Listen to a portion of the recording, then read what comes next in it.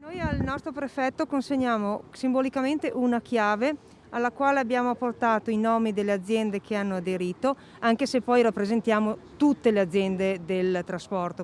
Una restituzione simbolica dietro la quale c'è l'urlo di dolore degli operatori delle aziende di noleggio con conducente dei bus operator, un settore che in provincia occupa circa 200 persone, fermo da un anno causa pandemia. Il prossimo passo sarà restituire i veicoli e di conseguenza alla fine, se non cambia qualcosa, chiudere le aziende. Una situazione insostenibile per chi svolge il servizio di trasporto non di linea e di aziende del territorio che stanno facendo di tutto per restare attive.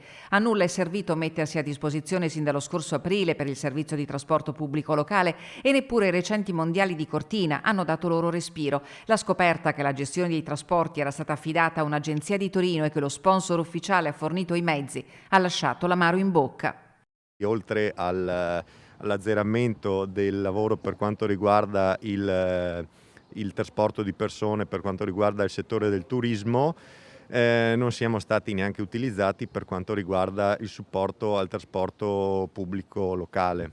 Stamattina gli operatori hanno consegnato al vicario del prefetto una lettera nella quale ha espresso tutto il malessere causato dalla gestione della pandemia che ha creato lavoratori di serie A e lavoratori di serie B. Ci sentiamo completamente abbandonati al nostro destino, abbiamo ricevuto dei ristori che non sono assolutamente adeguati alle perdite che abbiamo avuto, si parla di ristori che pari a meno di un quarantesimo del fatturato.